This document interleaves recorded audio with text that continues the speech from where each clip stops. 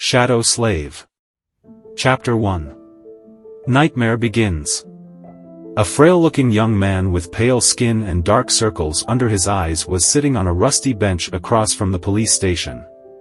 He was cradling a cup of coffee in his hands, not the cheap synthetic-type slum rats like him had access to, but the real deal. This cup of plant-based coffee, usually available only to higher-rank citizens, had cost most of his savings. But on this particular day, Sonny decided to pamper himself. After all, his life was coming to an end. Enjoying the warmth of the luxurious drink, he raised the cup and savored the aroma. Then, tentatively, he took a small sip, and immediately grimaced. Ah! So bitter. Giving the cup of coffee an intense look, Sonny sighed and forced himself to drink some more. Bitter or not, he was determined to get his money's worth, taste buds be damned. I should have bought a piece of real meat instead. Who knew actual coffee is so disgusting? Well, it's going to keep me awake, at least. He stared into the distance, dozing off, and then slapped himself in the face to wake up. TSK. What a rip-off. Shaking his head and cursing, Sonny finished the coffee and stood up. Rich people living in this part of the city were rushing past the small park on their way to work, staring at him with strange expressions. Looking haggard in his cheap clothes and from the lack of sleep, unhealthily thin and pale, Sonny was indeed out of his place here. Also, everyone seemed so tall. Watching them with a bit of envy, he tossed the cup into a garbage bin. I guess that's what 3 full meals a day would do to you. The cup missed the bin by a wide margin and fell on the ground. Sonny rolled his eyes in exasperation, walked over and picked it up before carefully putting it in the trash. Then, with a slight grin, he crossed the street and entered the police station. Inside, a tired-looking officer gave him a quick glance and frowned with obvious distaste. Are you lost, boy? Sonny looked around with curiosity, noting reinforced armor plates on the walls and poorly hidden turret nests in the ceiling. The officer, too, looked scruffy and mean. At least police stations remained the same wherever you go.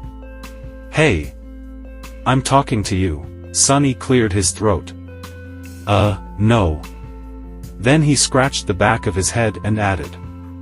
As demanded by the 3rd Special Directive, I am here to surrender myself as a carrier of the nightmare spell. The officer's expression instantly changed from irritated to wary. He looked the young man over once again, this time with piercing intensity. Are you sure you are infected? When did you start showing symptoms? Sonny shrugged. A week ago? The officer became visibly paler. Shit.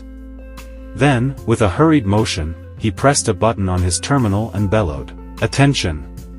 Code Black in the lobby. I repeat.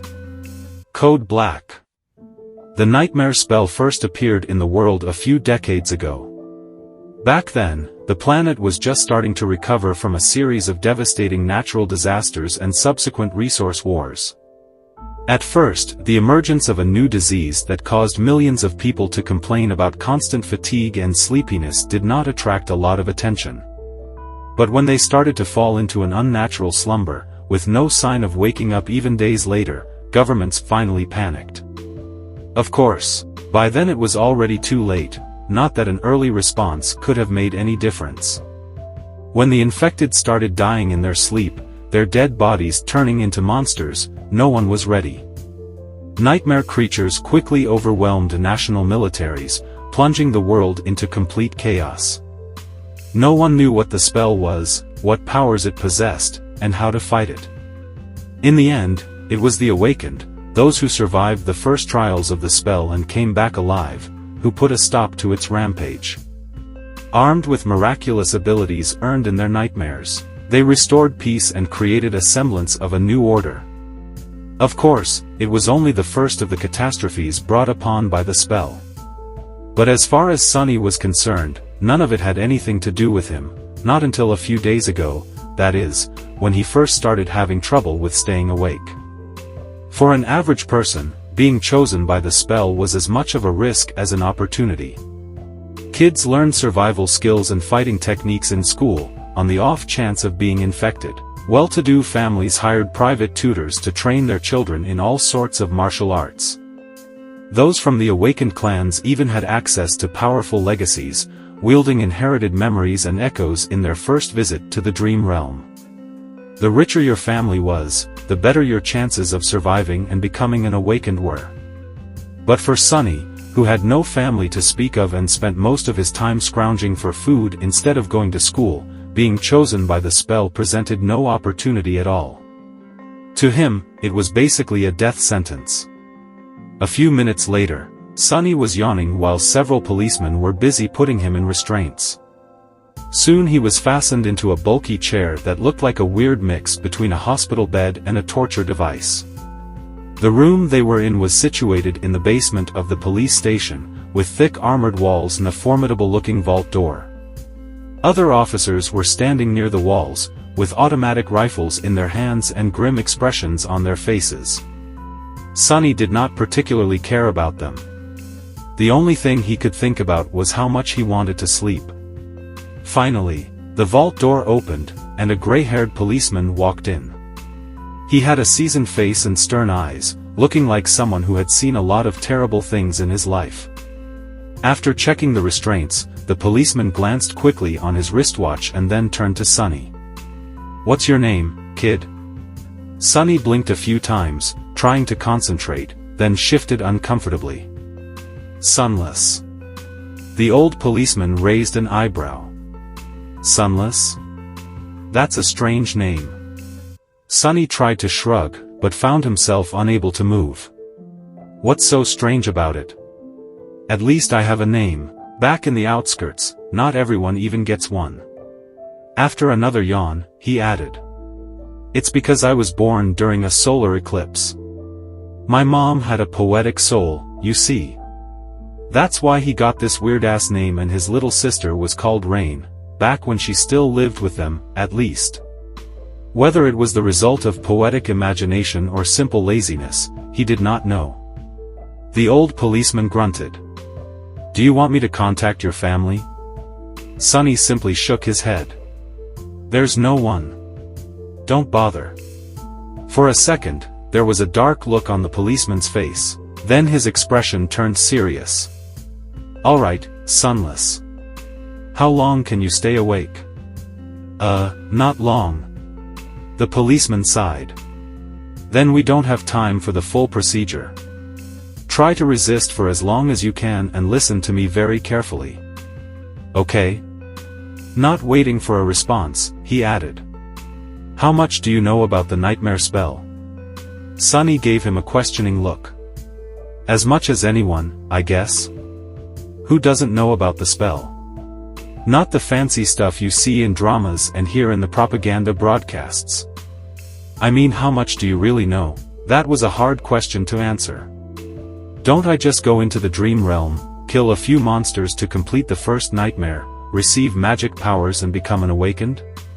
The old policeman shook his head. "Listen carefully. Once you fall asleep, you will be transported inside your first nightmare. Nightmares are trials created by the spell.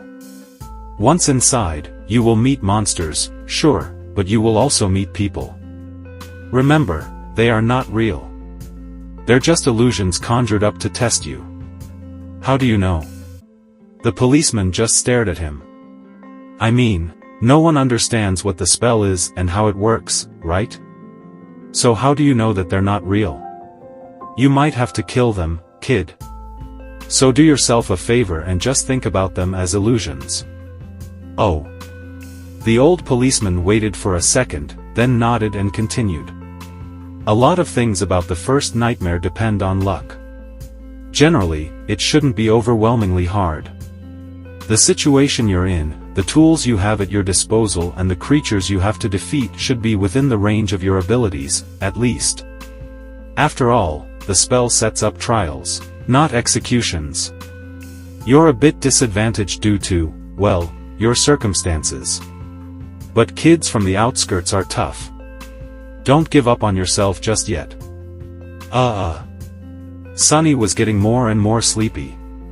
It was becoming hard to follow the conversation. About those magic powers you mentioned, you will indeed receive them if you survive until the end of the nightmare. What those powers will be, exactly, depends on your natural affinity as well what you do during the trial. But some of it will be at your disposal right from the start. The voice of the old policeman sounded more and more distant. Sunny's eyelids were so heavy that he was struggling to keep his eyes open.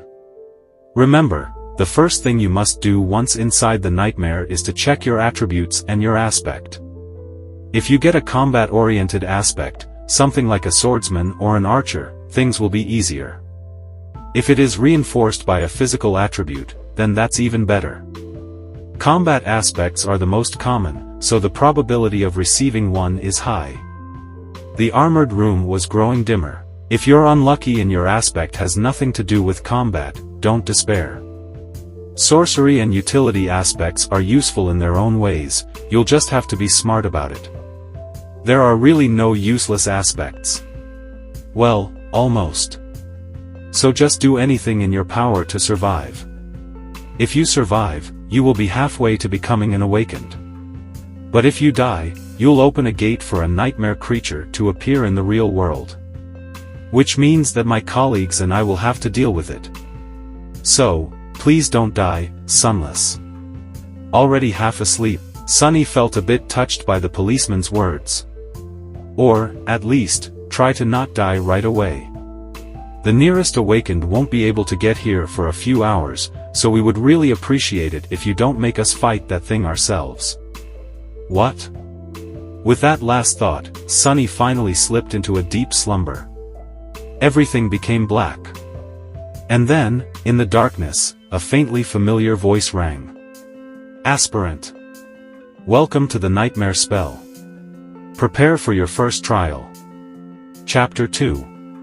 Slave Caravan. Sunny dreamt of a mountain. Jagged and lonesome, it dwarfed other peaks of the mountain chain, cutting the night sky with its sharp edges. A radiant moon bathed its slopes in the ghostly, pale light. On one of the slopes, the remnants of an old road stubbornly clung to the rocks. Here and there, weathered paved stones could be seen through the snow. To the right side of the road, a sheer cliff face rose as an impregnable wall. To the left, a silent black sea of nothingness indicated an endless fall. Strong winds crashed into the mountain over and over again, screaming in powerless rage.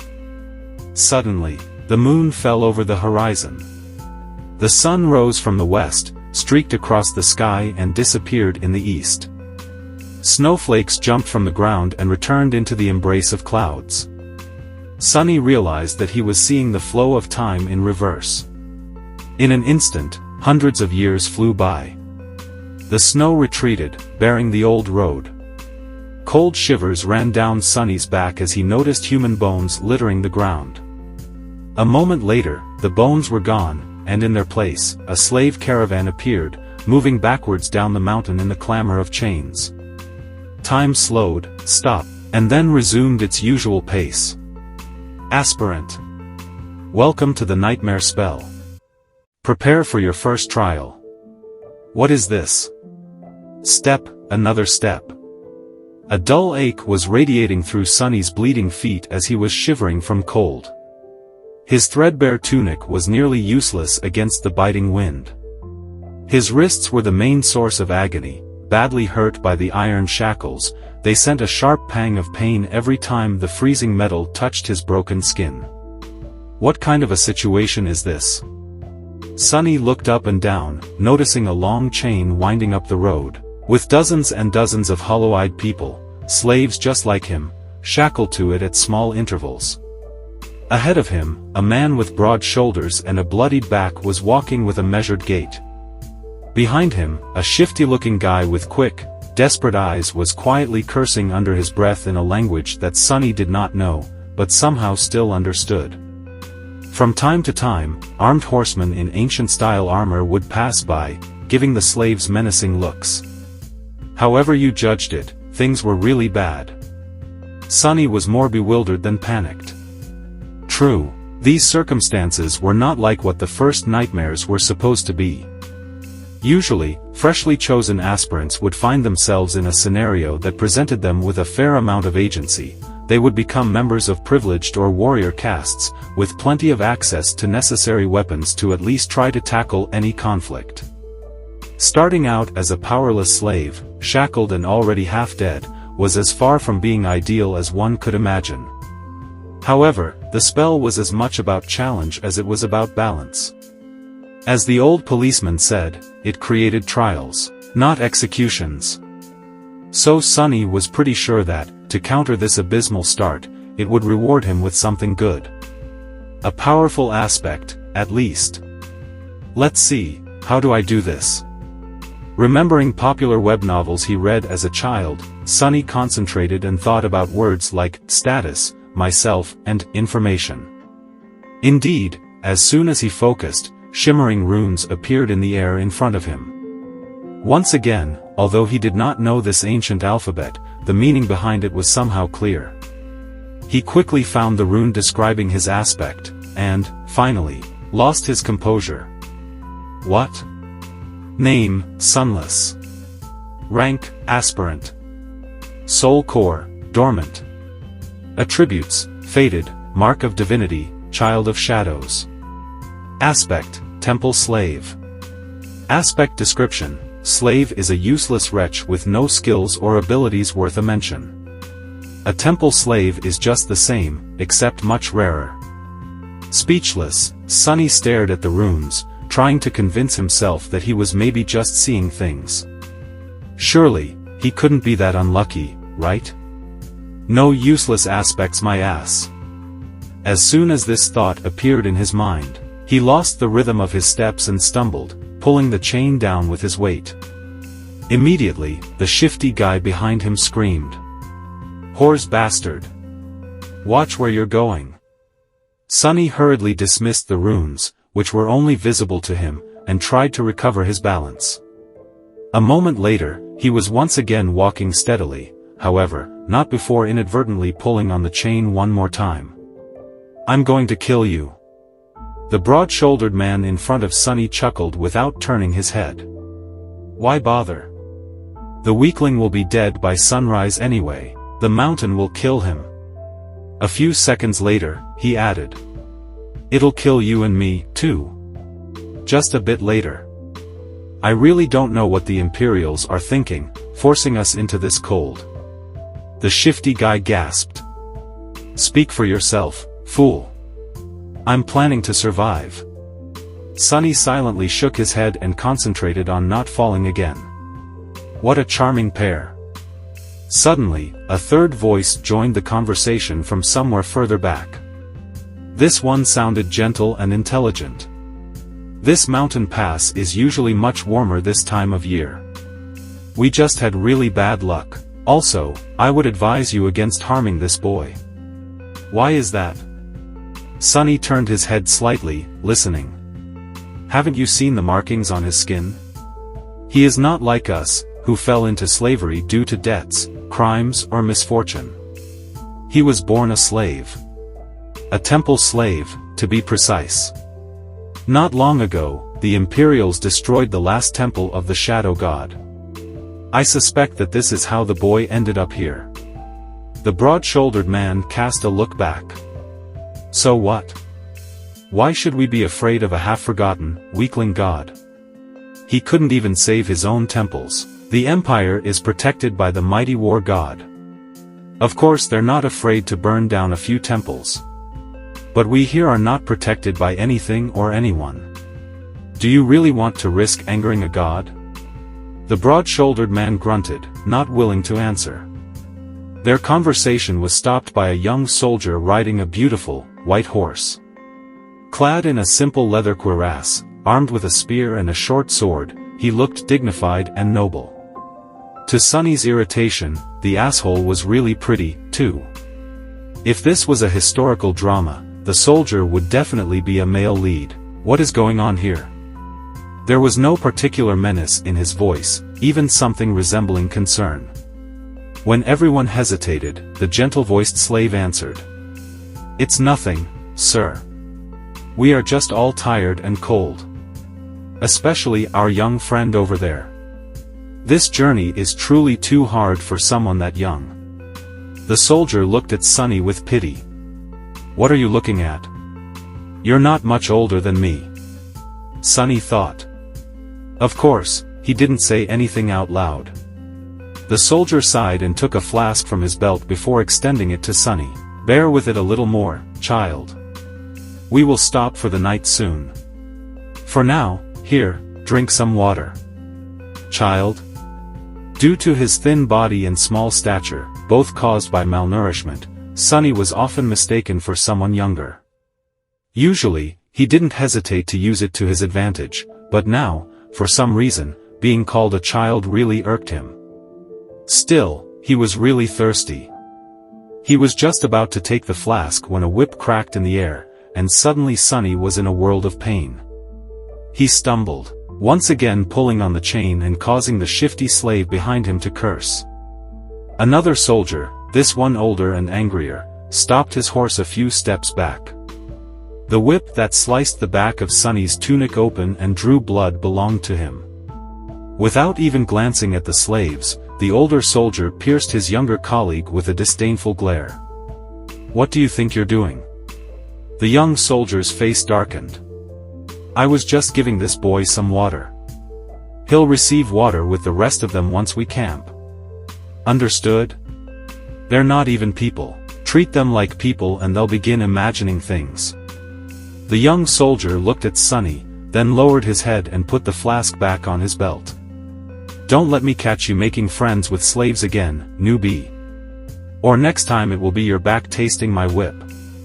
As if to illustrate his intention, the older soldier cracked his whip in the air and rode past them, radiating threat and anger. Sunny watched him go with well-concealed malice. I don't know how, but I will watch you die first. Then he turned his head and glanced in the direction of the younger soldier, who was falling behind with his head still lowered. And you, second. Chapter 3. The Strings of Fate. For a few minutes after that, Sunny was in a dark mood. But then he pulled himself out of it and inhaled deeply, trying to enjoy the fresh air. Indeed, air like that was hard to come by in the real world. Micro-dust and other pollutants made it rough and unpleasant, not to mention the general stench of the outskirts. In the better parts of the city, sophisticated filtration systems worked diligently, however, filtrated air tasted sterile and stagnant. Only the very rich had access to truly pleasant breathing. And here he was, able to enjoy an unlimited amount of pristine, delicious air like a second-generation Chable. Truly, being chosen by the spell has its benefits. If only there was no dreadful cold, his feet did not ache, and his wrists and back were not in agony. The slave caravan slowly dragged itself up the mountain, with more and more slaves stumbling and periodically falling to the ground. A couple of times, those who could not walk anymore were taken off the chain and unceremoniously tossed off the road, down into the abyss that loomed to the left of it. Sunny watched them fall with a bit of compassion. Poor fellows. Rest in peace, you pitiful souls. All in all, he was in good spirits. It was a bit strange to feel good amidst this disaster of a nightmare, but, thankfully, Sunny had time to prepare himself for this eventuality. When the symptoms of the spell first appeared, he did not handle it well. Dying before you even turned 17 was not something one could easily cope with. But, in the end, it only took Sunny several days to come to terms with it.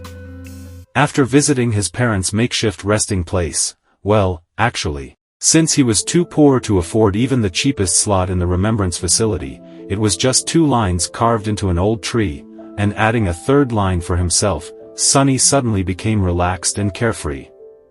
After all, he didn't have to worry about earning money, finding food, protecting himself and planning for the future anymore. Once the worst that could happen had already happened, what else was there to fear? So, becoming a slave and slowly freezing to death was not that much of a shock. Besides, he knew that cold would not kill him, simply because he had already seen what fate was awaiting the caravan further up the mountain. The picture of piled bones littering the ground was still fresh in his mind. Most likely, it was a pack of monsters that were going to do the caravan in, and by the look of it, the attack was going to take place in a matter of hours, not days.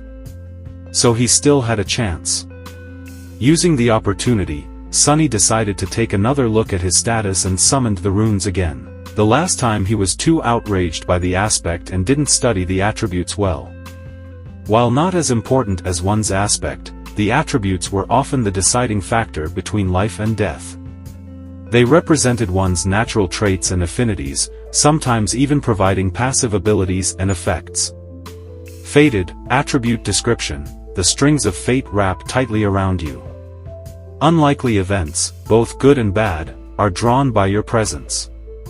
There are those who are blessed, and there are those who are cursed, but rarely both. Mark of divinity, attribute description: you bear a faint scent of divinity, as though someone briefly touched by it once, a long time ago. Child of shadows, attribute description: shadows recognize you as one of their own. Interesting, Sonny quickly recognized the first attribute, fated, as the main culprit of his predicament. At first glance, it seemed to indicate that he was destined for a certain fate, to die miserably and vanish without a trace, for example. But after reading the description, he realized that being fated actually just meant that improbable things had a higher chance of occurring when he was around. I guess this is how I managed to receive one of the super rare useless aspects, and a weird variant of it, at that. If fated was his innate attribute, then the other two came from the temple slave aspect.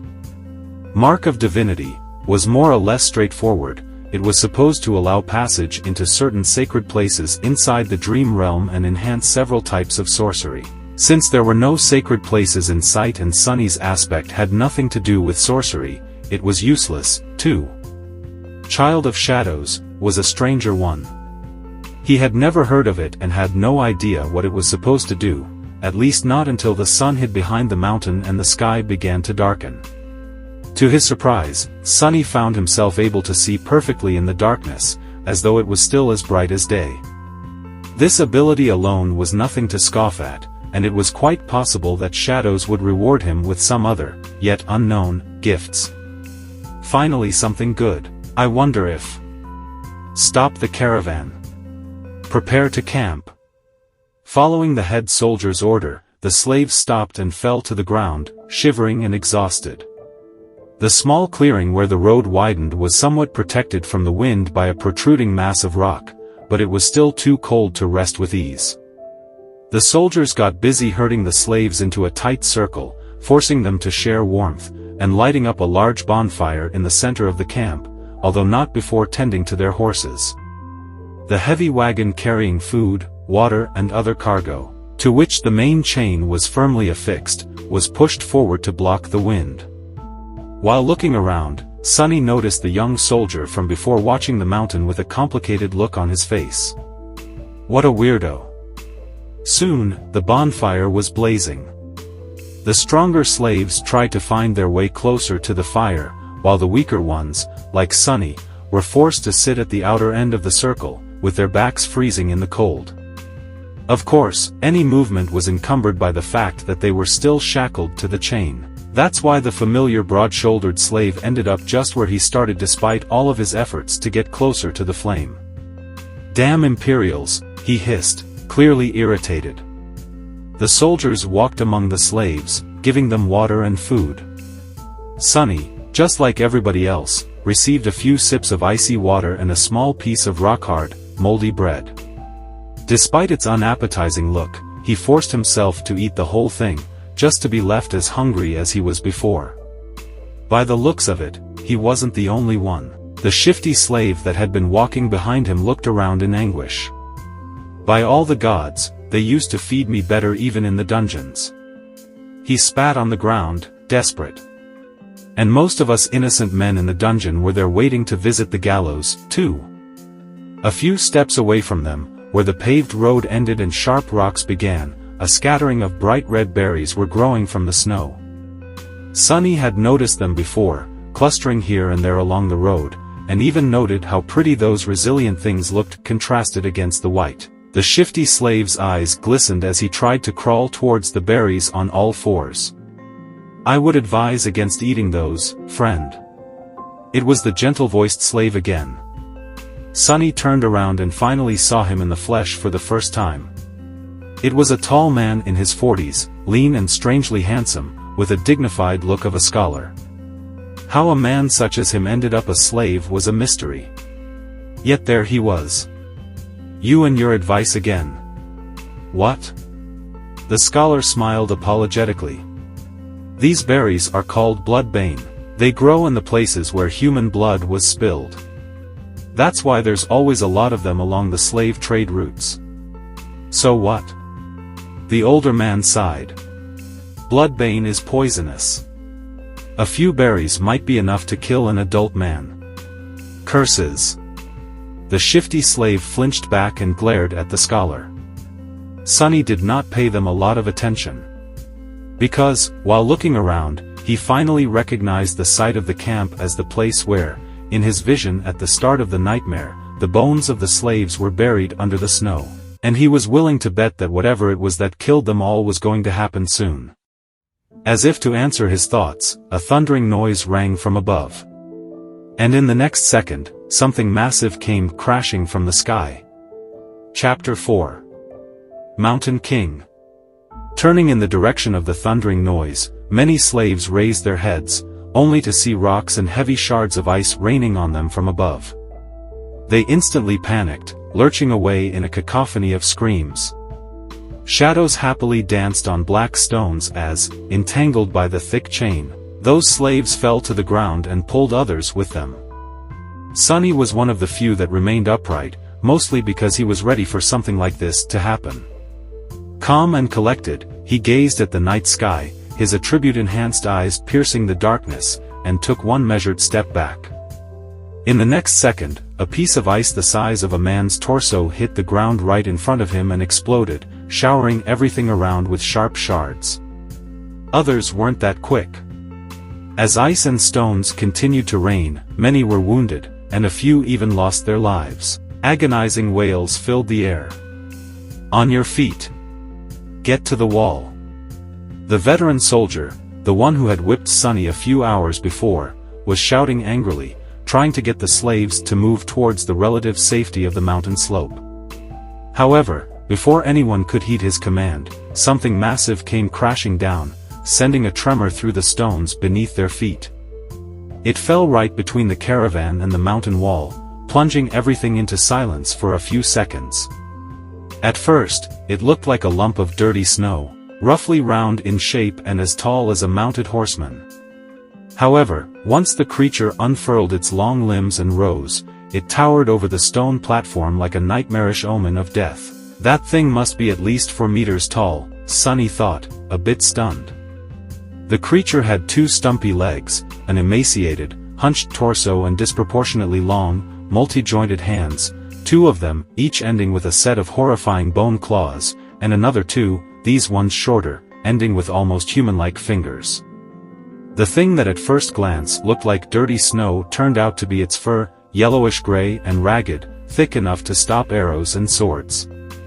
On its head, 5 milky, white eyes regarded the slaves with insect-like indifference.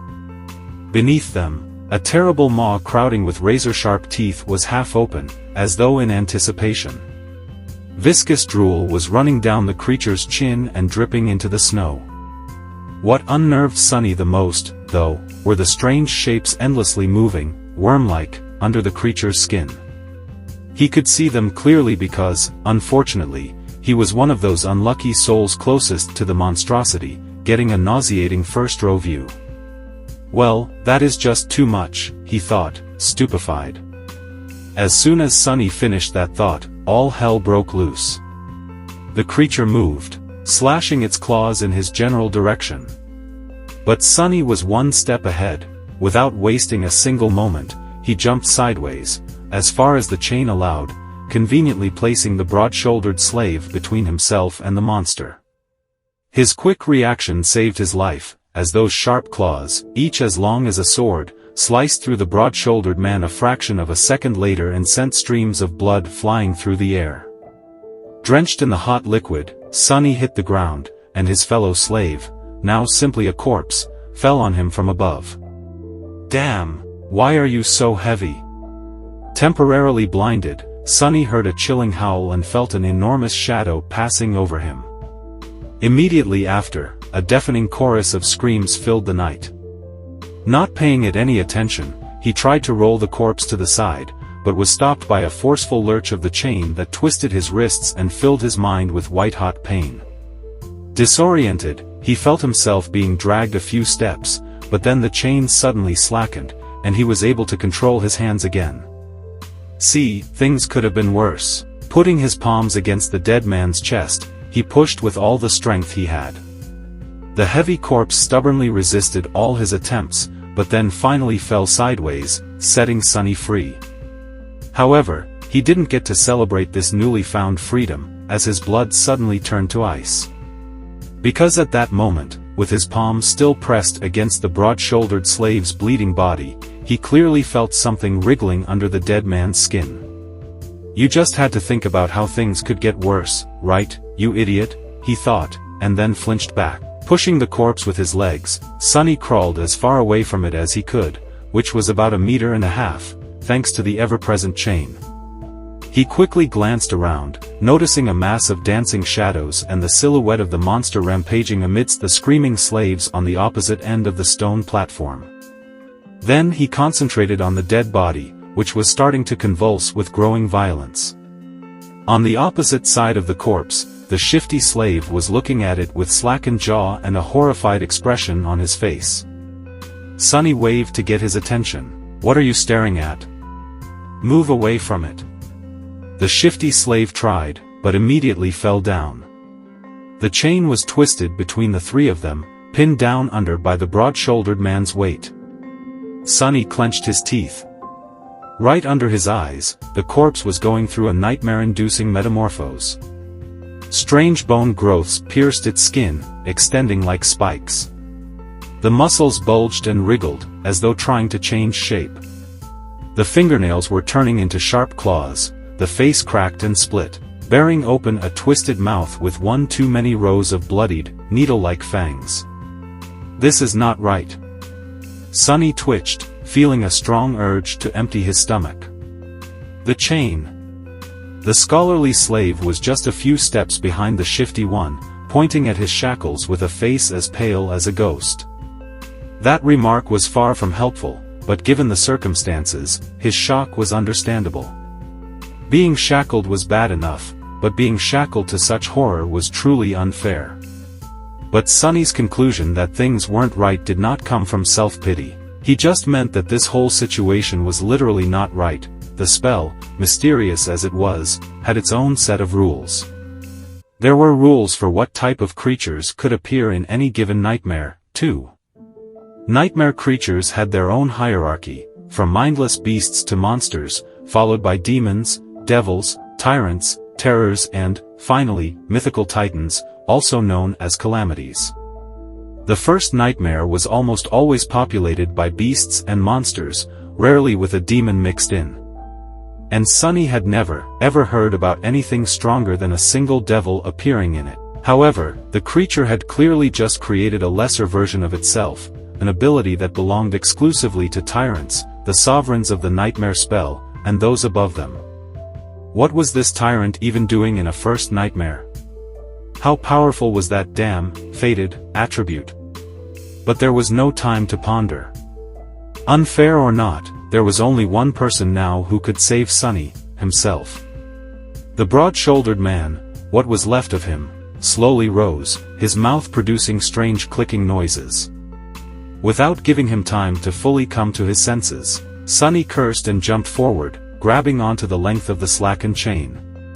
One arm of the monster, now fully equipped with 5 jagged claws, shot forward to meet him, but Sunny sidestepped it with one calculated movement. What saved his skin this time was not quick reaction, but simple presence of mind.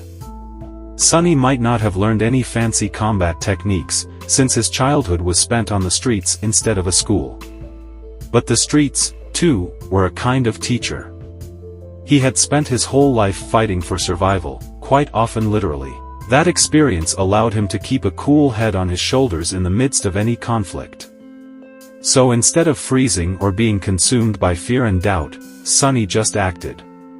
Stepping close, he threw the chain around the monster's shoulders and pulled, pinning its hands to its body. Before the creature, still slow and groggy from its transformation, could properly react, Sunny wrapped the chain around it several times, barely saving his face from being bitten off by the creature's terrifying maw.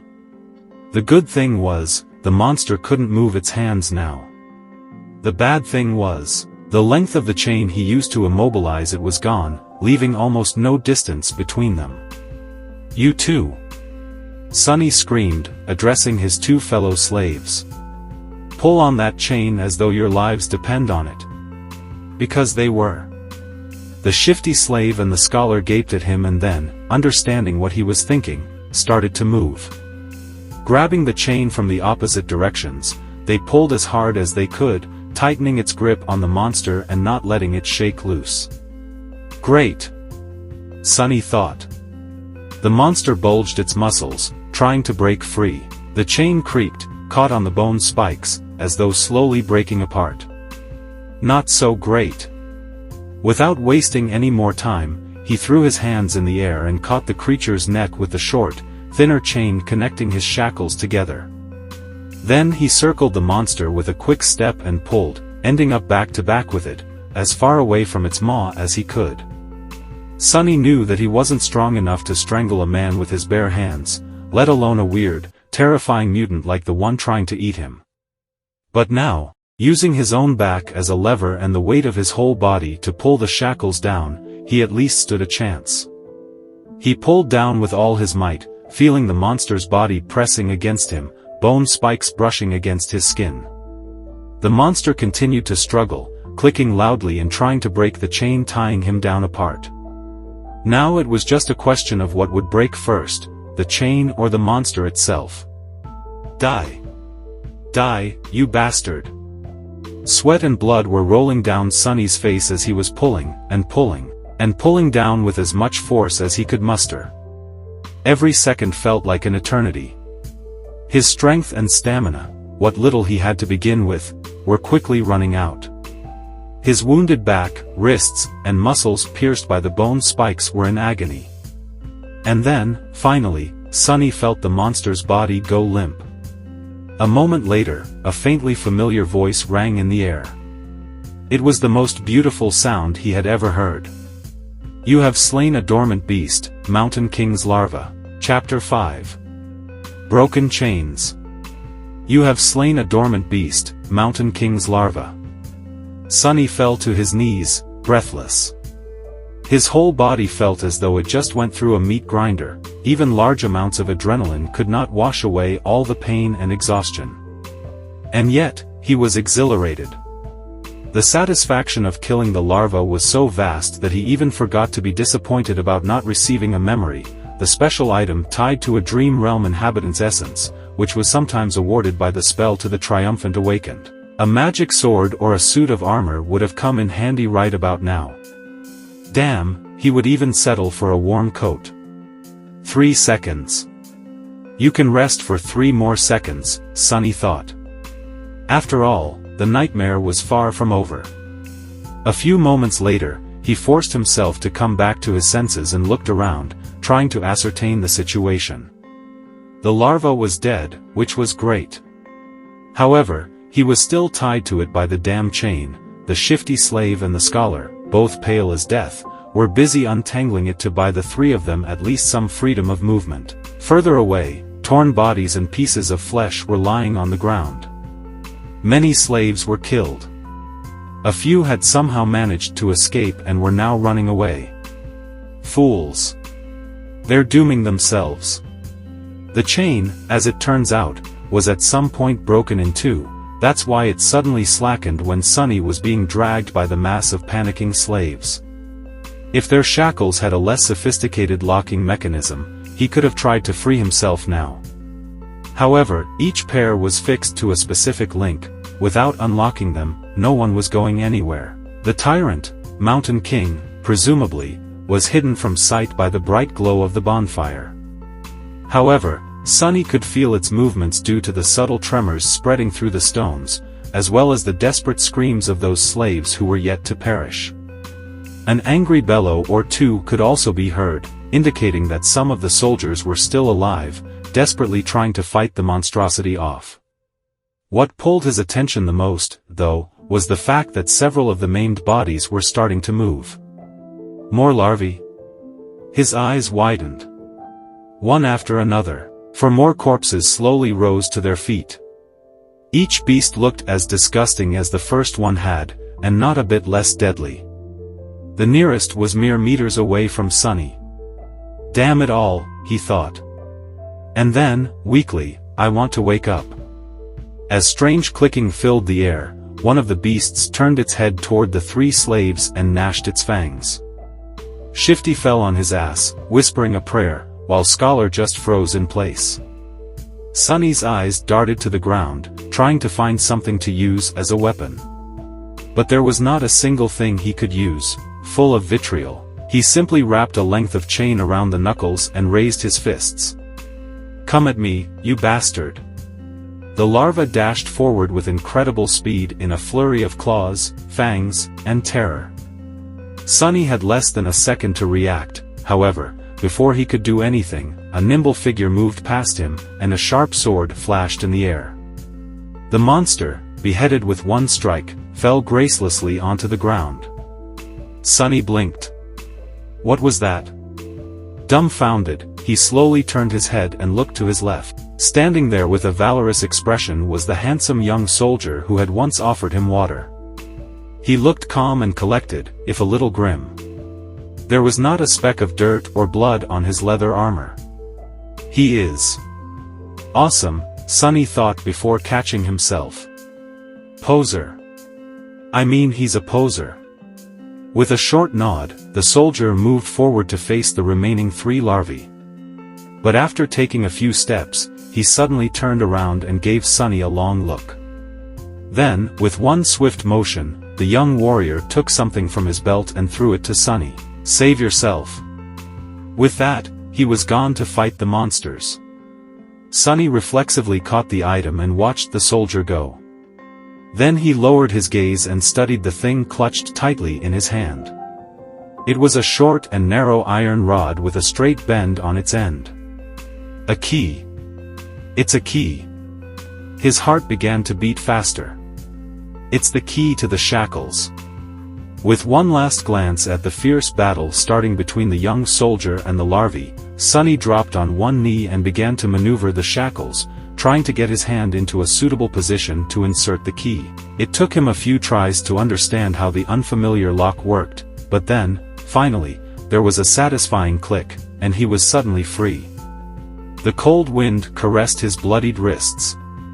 Sunny rubbed them and smiled with a dark gleam in his eyes. Just you wait now. For a moment, visions of violence and revenge filled his head. Boy!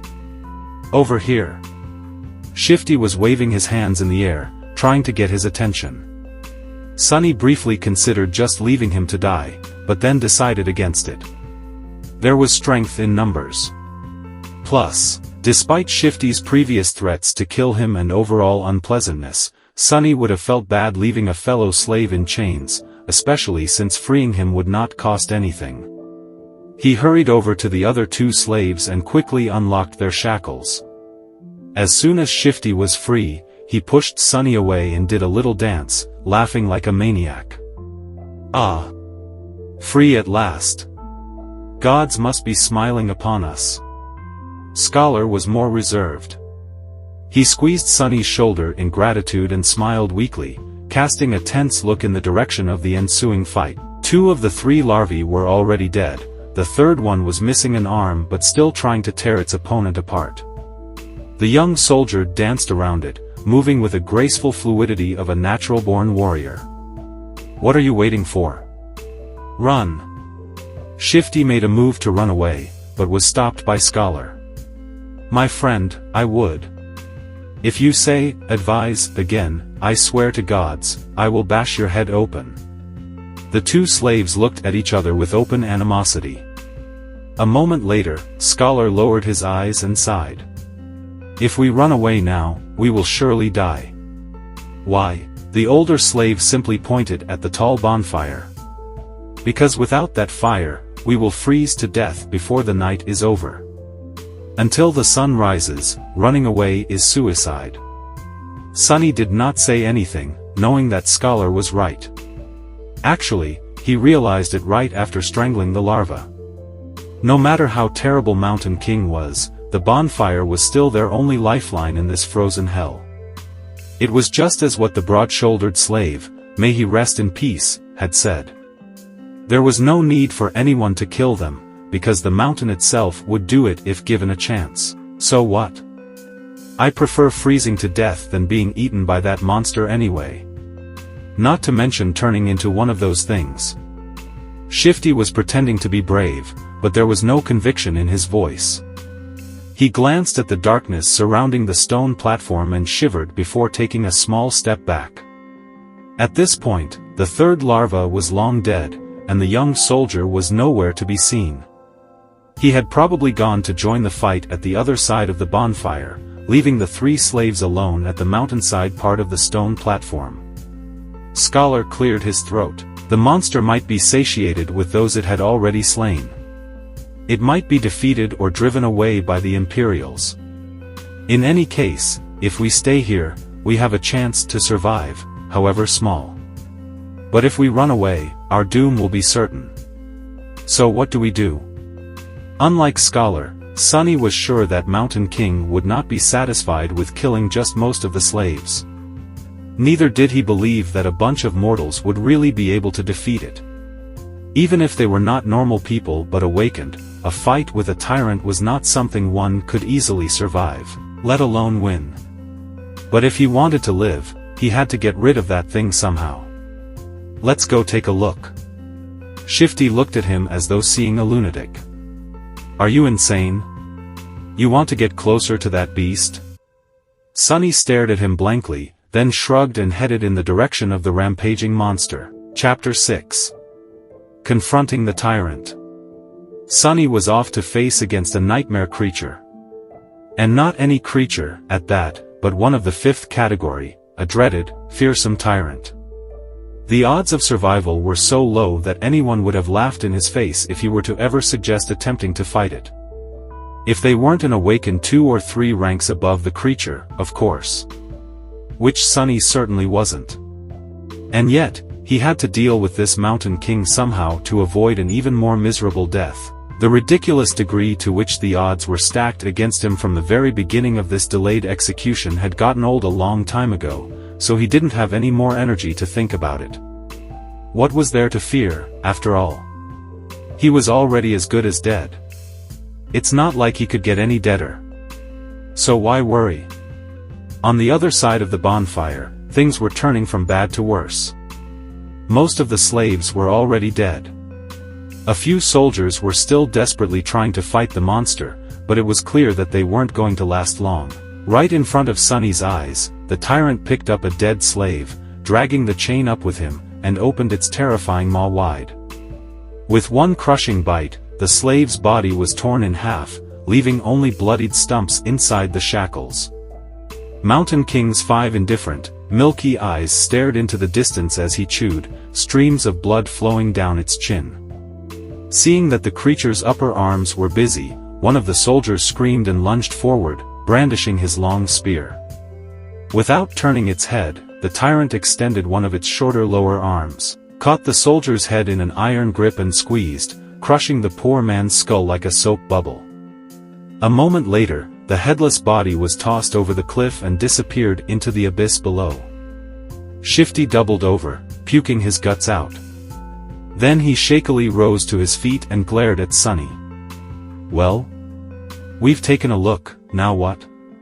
Sunny did not answer, pensively observing the tyrant with his head slightly tilted to one side. Shifty stared at him some more, then turned to Scholar. I'm telling you, old man, the boy is sick in the head. How the hell can he be so calm? Lower your voice, fool.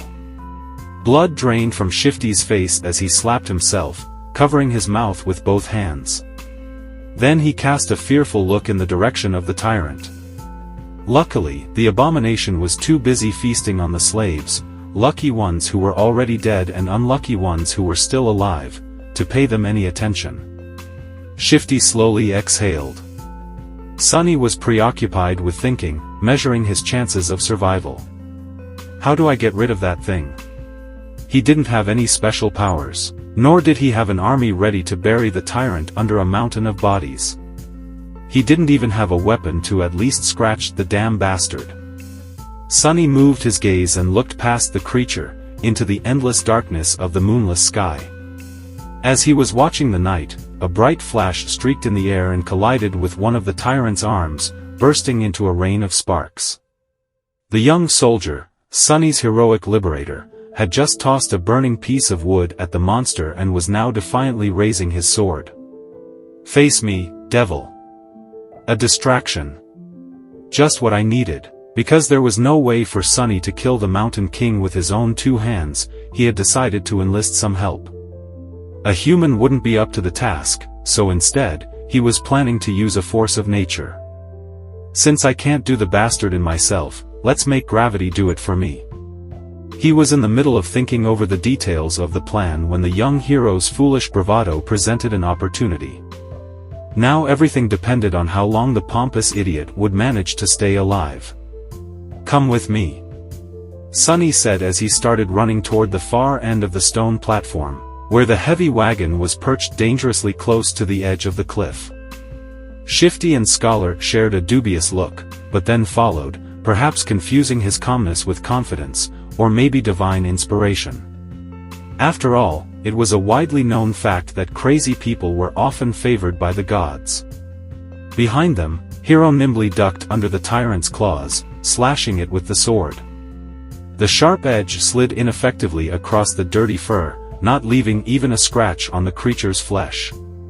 In the next second, the tyrant moved with frightening speed, throwing all four of his hands in the direction of its new, irritating foe. But Sonny had no way of knowing. He was running with all his speed, getting closer and closer to the wagon. Once there, he hurriedly looked around, checking if there were any larvae close by, and moved to its rear wheels. The wagon was left at the upper end of the stone platform, where it narrowed and turned back into the road. It was turned sideways to block the wind, with its front facing the mountain wall and its back facing the cliff. There were two large wooden wedges placed under the rear wheels to prevent the wagon from rolling backward. Sonny turned to his companions and pointed at the wedges. "When I tell you, remove both of them. Then push. Understand?" "What? Why?" Shifty stared at him with a dumbfounded expression on his face. Scholar just looked at the wedges, and then at the tyrant.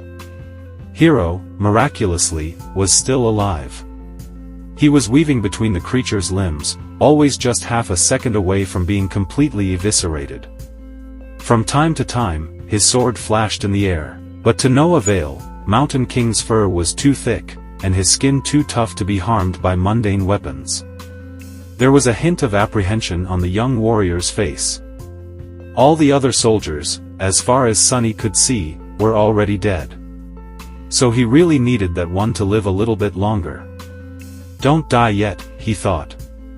To Shifty, he simply said, "You'll see." The next moment, Sonny was running again, trying to follow the chain from the brace where it was affixed to the wagon. The thing he was searching for was hard to notice due to all the bodies, blood and viscera littering the stone platform, but for once, luck was on his side. A short amount of time later, he had found what he needed, the torn end of the chain. Finding the nearest set of shackles, complete with a horribly disfigured body of a slave locked in them, Sonny plopped down on his knees and started to fumble with the key. There was a muffled scream, and with a sideways glance, he noticed Hero flying through the air, finally caught by one of the tyrant's strikes. Incredibly, the young soldier managed to land on his feet, sliding several meters across the stones. All of his limbs were still in place. There were no terrible wounds on his body, either. Without skipping a beat, Hero rolled forward, picking up his sword from where it fell on the ground, and then rolled once more, this time sideways, narrowly avoiding a heavy stomp from the creature's foot. Rolling? Who the hell rolls around in this situation? Without any more time to waste, Sunny finally managed to unlock the shackles. Shaking the dead slave out of them, he then promptly locked them once again, this time around the chain itself, ending up with a makeshift slipknot and a loop. Now everything depended on his resolve, hand-to-eye coordination and luck. Turning to Shifty and Scholar, who were still waiting by the wagon, he screamed, "Now!" Then, picking up a sizable length of chain, Sunny stood up and faced the tyrant. Hero spared him half a glance. His eyes lingered on the chain for a moment and then quickly followed it to the wagon. Then, without showing a hint of emotion, the young warrior doubled his efforts, drawing the creature's attention away from Sunny. So he's smart, too? What a scam. Clearing his head of all unnecessary thoughts, Sunny concentrated on the weight of the chain in his hands, the distance between him and the tyrant, and his target. Time seemed to slow down a bit. Please, don't miss. Gathering all of his strength, Sunny spun and threw the chain in the air, as though a fisherman casting his net. The loop opened as it flew, closing in on the position of the fight between Hero and the tyrant.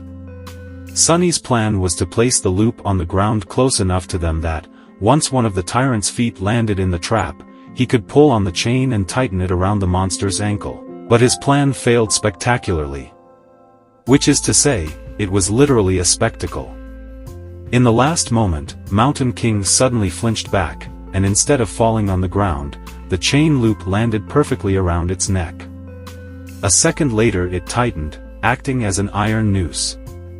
Sunny froze for a moment, not believing his eyes. And then clenched his fists, holding himself back from triumphantly shaking them in the air. Yes, he screamed inwardly. Moments later, the wagon would roll off the cliff, pulling the tyrant down with it. Sunny looked back to make sure, and instantly turned even paler than he usually was.